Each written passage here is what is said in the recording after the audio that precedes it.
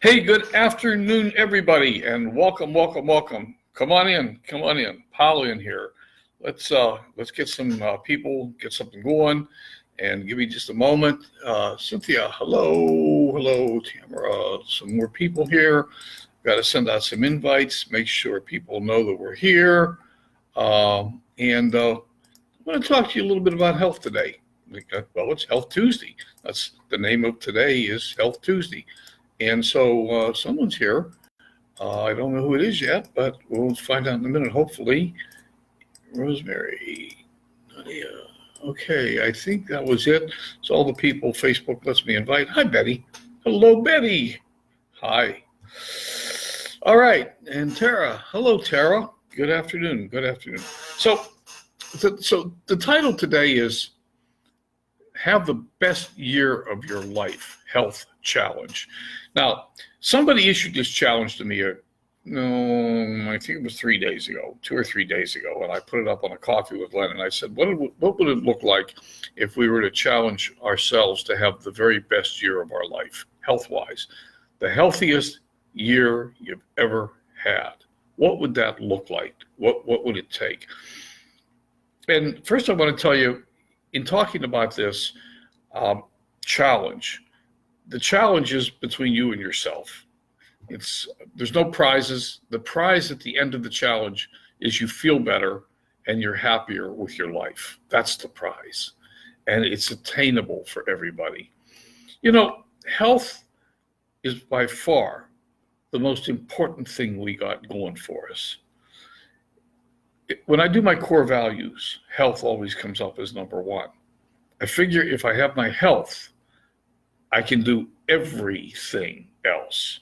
But without my health, there's probably a lot of things I can't do. And maybe the answer is nothing. So let's talk about some ideas. What would be required to make this the best health year of your life? And for each of us, the answer is different. We generally know what it takes to be healthy. You got to eat right, got to get some exercise, get some sleep, maybe take some supplements. But again, for each of us, the starting point is different. And the starting conditions aren't the same. Some of us may be overweight, maybe not. Some of us might work out 3 or 4 or 5 times a week, maybe not. So each of us has a different set of requirements, but let's agree on one thing. Health is important. Without our health, we got nothing. And sadly, as many know, I don't care what your age is, you are on a collision course with destiny preordained by the food and the pharmaceutical industry in our country. No matter your present age, if you follow a traditional Western regimen, diet, exercise, prescription drugs, etc., you will get sick. This isn't a matter of if. It's just a question of when and a question of how serious. Some people take longer than others to get sick. The human immune system, you were blessed with the most incredible immune system on the planet. And it can take care of a lot of stuff for a lot of years, but sooner or later it gets overwhelmed. Right now, today, in what should be the healthiest country on the planet, 29% of all people are dead before age 65. It doesn't need to be that way. Many people live the last 10 years of their life with a chronic illness that was preventable. One of the primary reasons for old age homes is people can't get on and off the pot without assistance because they've gotten so overweight and lost all their muscle strength. This is preventable. Alzheimer's is on the rise, along with cancer, type 2 diabetes, and cardiovascular disease. We all know this. It's rampant and growing in our society.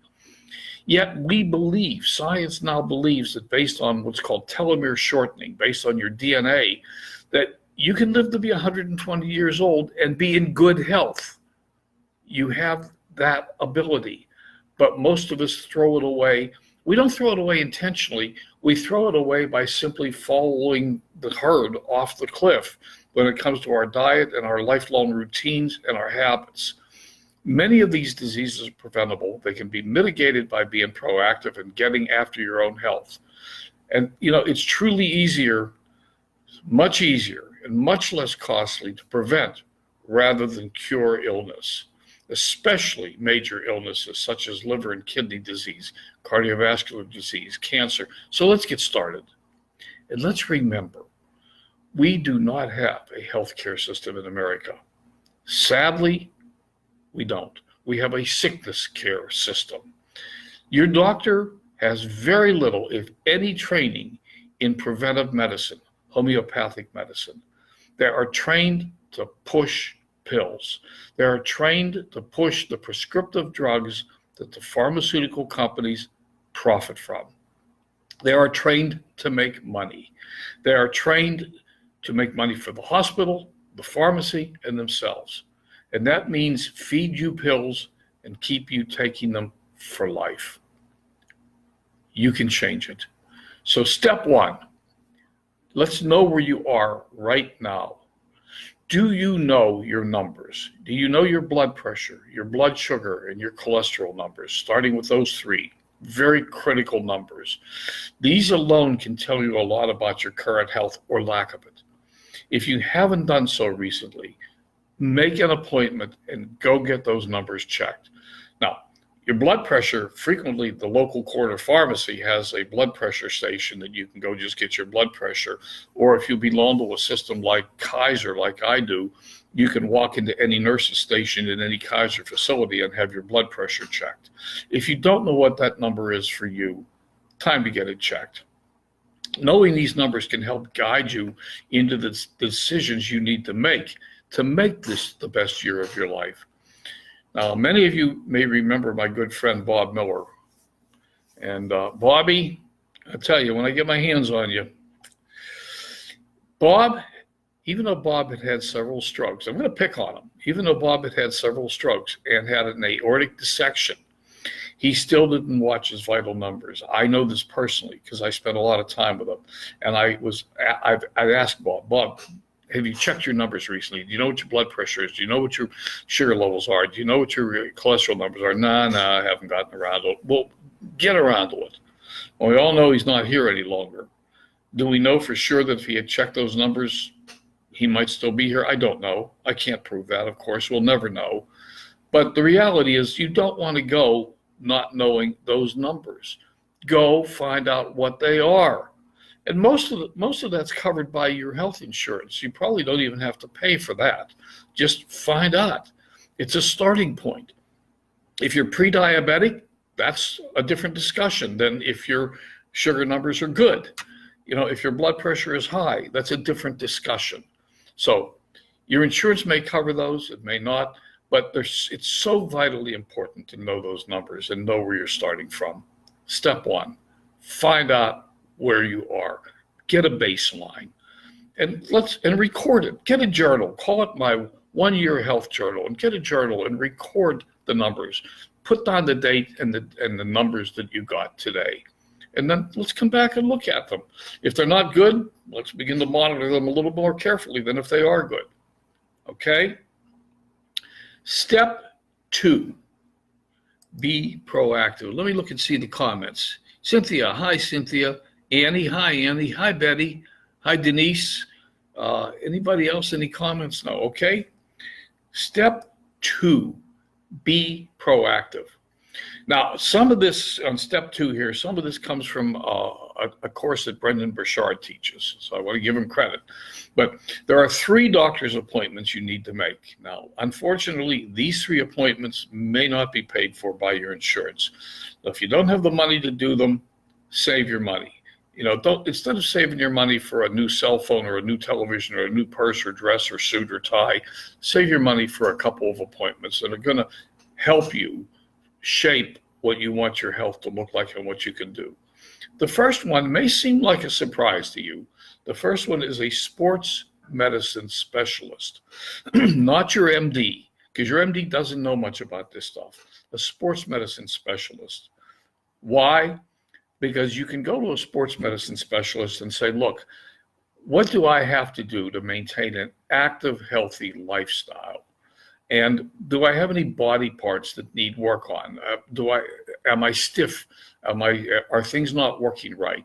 He can give you an evaluation that can help you with your physical side of your life and help you continue to be active and live a healthy life. So sports medicine. Nutritionist. If you've never visited a nutritionist, it would be a good time to make an appointment with a nutritionist and just review your diet and what's going on. Many people really just don't have enough information to make intelligent choices about their diet, and we'll talk a little bit more about diet in a few minutes. The third person is a physical therapist. And once again, your insurance may not cover it, but it would be a good idea for you to go see a physical therapist and ask the same questions you ask the sport medicine specialist.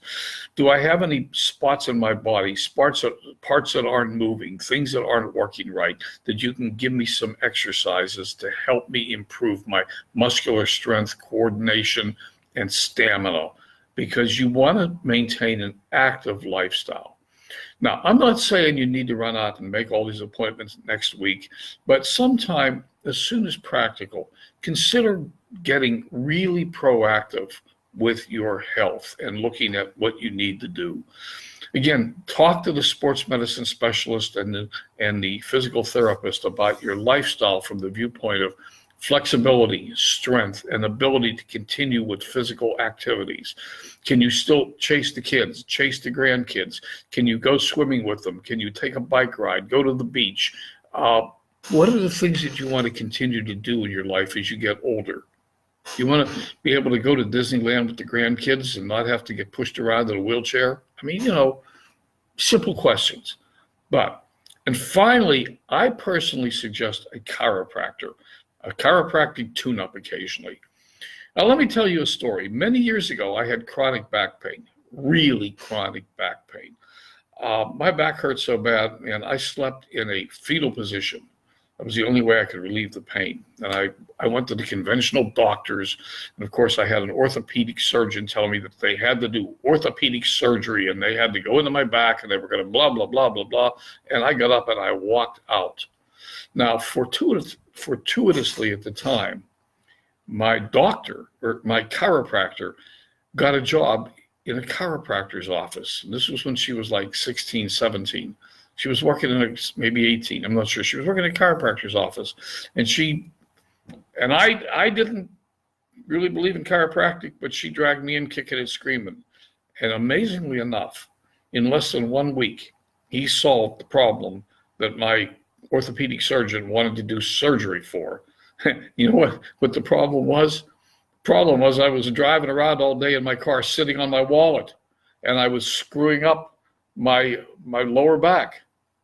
He told me to take my wallet out of my pocket, and he adjusted me a couple times, and my problem was solved. Amazing. It's amazing what chiropractors can do. By the way, my daughter went on to become a chiropractor, and she's an awfully gosh darn good one. It's amazing what chiropractors can do for you.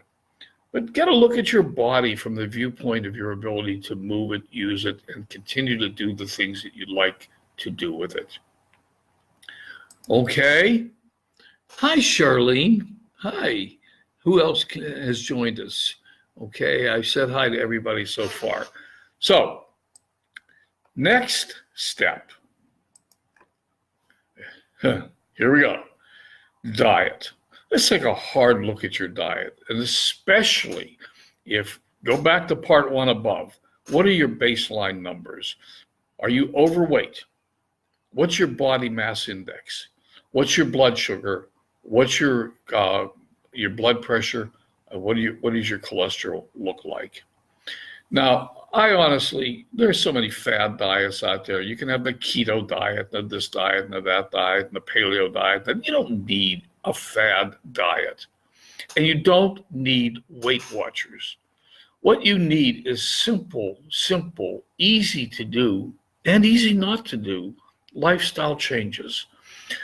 Personally, I think the Mediterranean diet is probably the best diet on the planet. And there are modifications, there are variations on the theme of the Mediterranean diet. But basically, now we're not going to teach the Mediterranean diet today.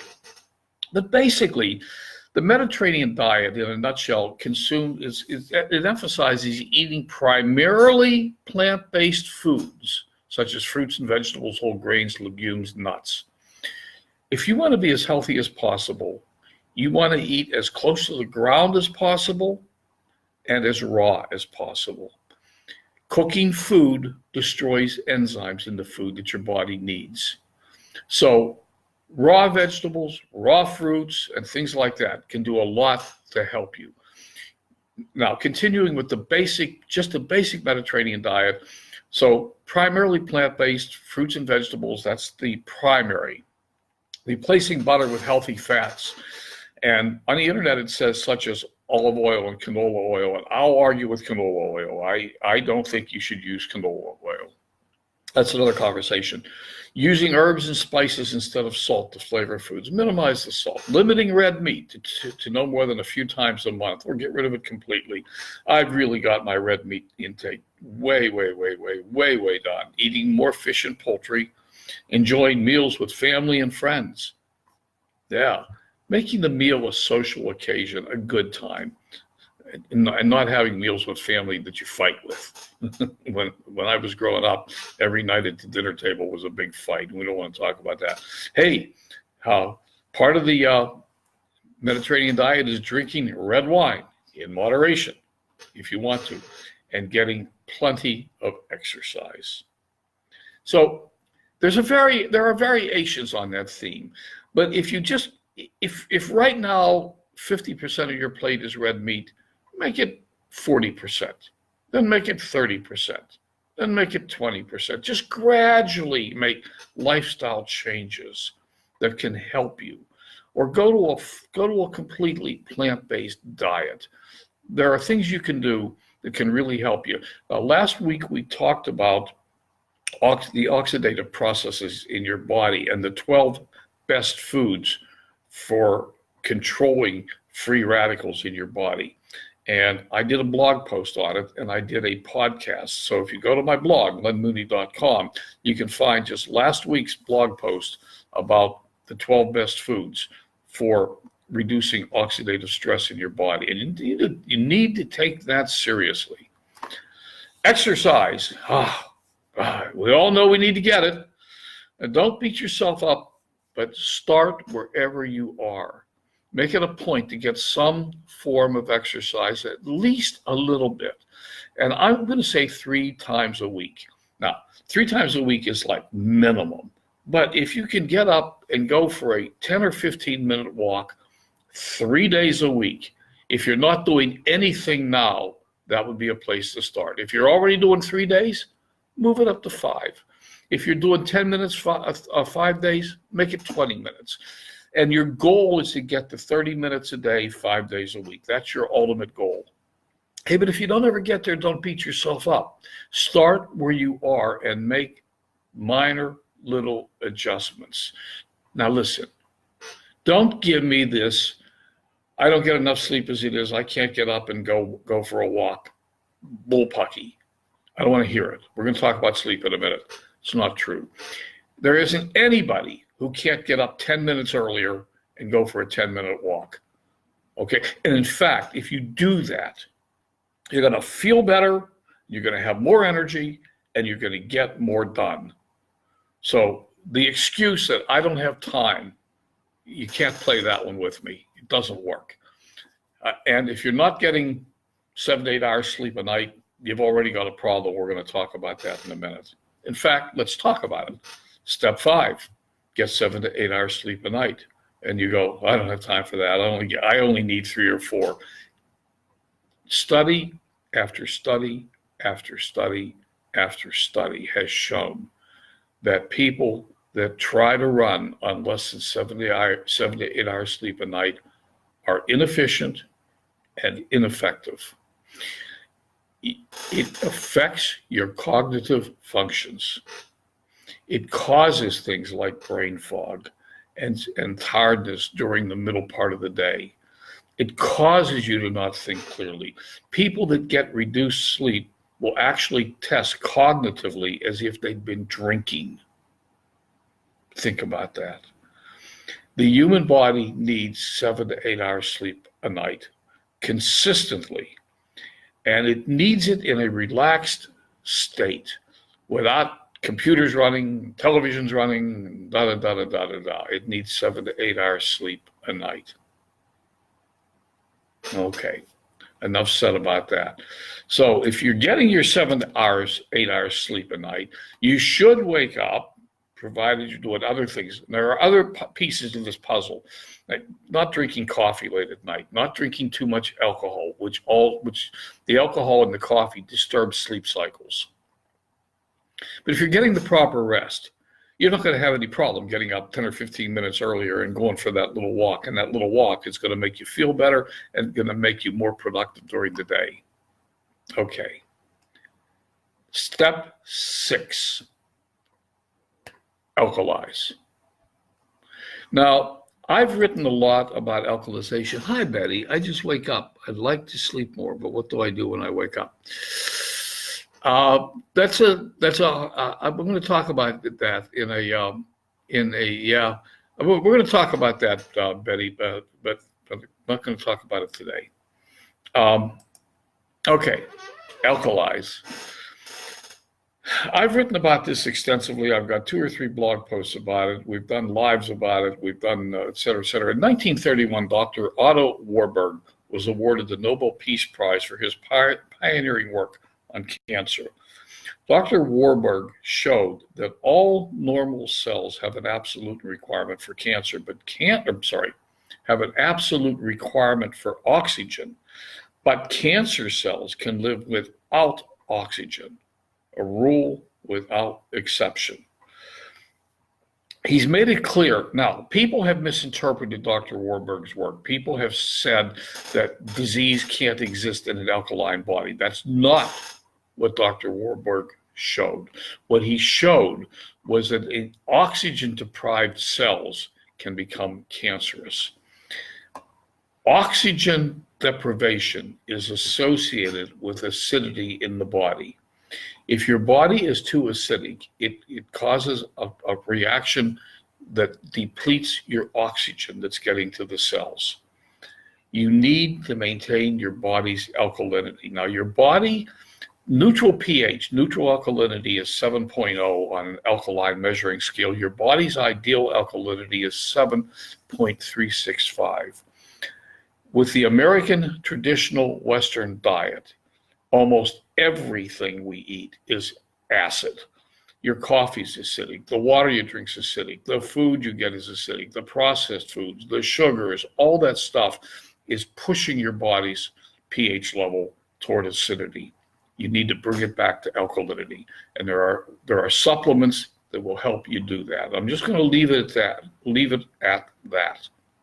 But the toxins in our environment, the toxins in our foods, and the diet in general leaves us in an acidic state.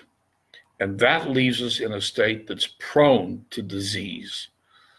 If you want to fix that, you need to alkalize your body. That's one of the steps that you need to take. And if you want to learn more about how to alkalize, you can ask me. You can go to my blog posts. You can read about it. I've done a lot of work on understanding alkalinity and your body and what it needs.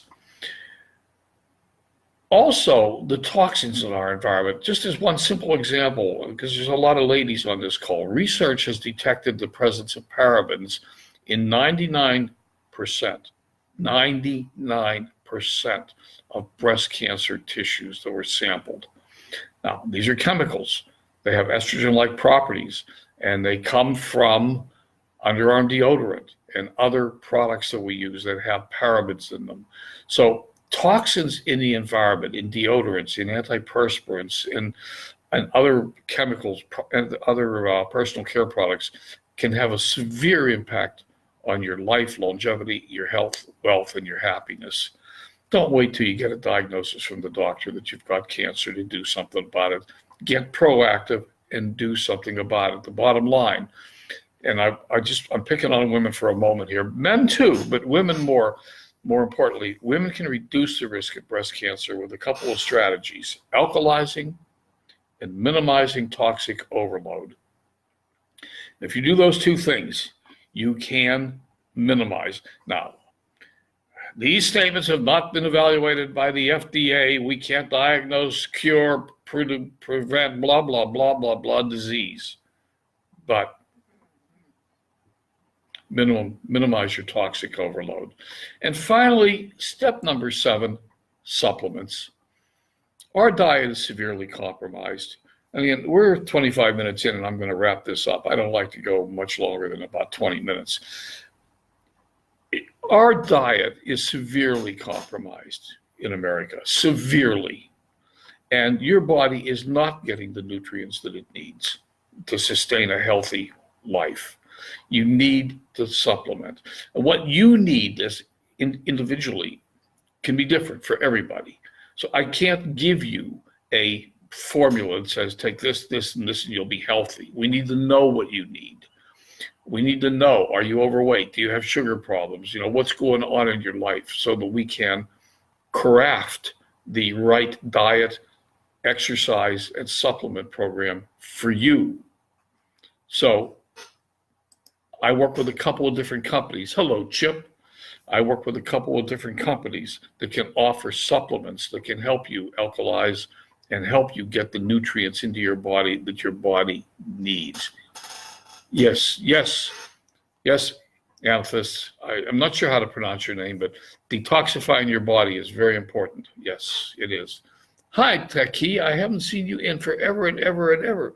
Yeah, Cynthia, don't eat too much late at night. It keeps you awake. And also drinking, alcohol, guilty as charged, alcohol, coffee,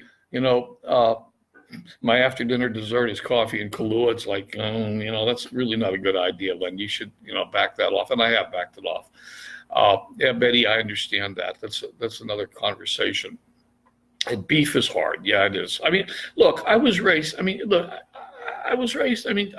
Pittsburgh, Pennsylvania. And all we ate was fried everything, and it was mostly red meat. My grandmother would bring home steaks, and my mother fried them in butter, and mashed potatoes and gravy. I mean, vegetables? That was a joke. Talk about that another time. So, I mean, I've had to make those changes in my life. I've had to make them because I was pre-diabetic. I had high blood pressure. I had all the things that I'm talking about. I had them all. And now I don't got none of them.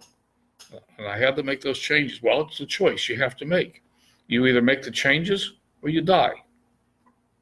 I mean, it's that simple. Well, we're all going to die. Question is how fast and how long are we going to take to wither away? I mean, none of us want to spend the last 10 years of our life in an old age home withering away because we can't get up off the pot by ourselves and wipe ourselves. I mean, look, I don't mean to be crude, but that's the reality. And that's the reality of so much of our society. The people end up in that situation. The ones that don't drop dead from a heart attack before they're 65 end up in that situation. Most people, many people in our society end up spending the last 10 years of their life sick. None of us want that. So that's a choice you got to make. When my mother was in her 60s, I told her, her doctors were telling her, you got to quit smoking. She kept saying, well, I'll quit someday. Well, someday came. When she was laying in a hospital with cancer, they wouldn't give her a cigarette. She spent the last days of her life. She didn't smoke anymore because they wouldn't give her one. So, we each have to make this decision for ourselves.